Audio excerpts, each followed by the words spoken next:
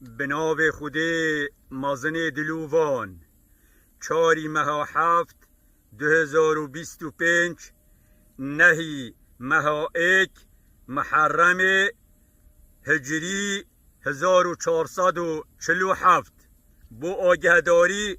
صباحی روز عاشورای روز 10 محرم پیغمبر صلوات خدا لیبن در حق و روزی داد بیجیتن بو روزی گرتنه هر کسی که روز عاشورای 10 محرم آنکو صباحی یه روزی بید خدا تعالی در رحمه پیبد و گنهت سالا چویی دی بوی جیبد او در فتکا گلکا زیرینه روزکا گلکا بخیره نعمتک مازنه هر کسی که بشد صباحی بلا بخوی روزی بیتن لوی دنیای بوما چنا مینید تنه دی او عمل و عبادت و طاعت مینید او لوی دنیای ام بو خود تعالی کین یه دی همی دش دست ما چید خودشوی راضی بید او وی خیرش دسته خونه کد جبرچه روز عاشورای 10 محرمه هنده یوب خیره و خود تعالی بها داید جبر تیچونا ظالما روز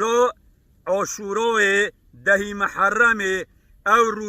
روز خود تعالی فرعون بلشکری و تبری و غرق کری ات آویدا خند قاندی اگرا ظلم و زوردار یاوان دیسا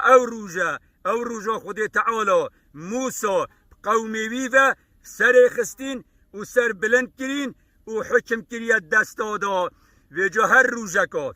خود تعالی ظالمکی تعداد بد او روز دف خود تعالی یا پیروزه و قدر و قیمت و بهای گلک مازنه ام دعاش خود تعالی کن هر کسی که ظلمه سری عردی بکد خود تعالی تیب بتن ام دعاش خود تعالی کن خود تعالی ولات مو آخا مو دین ما پارزید والحمد لله رب العالمین.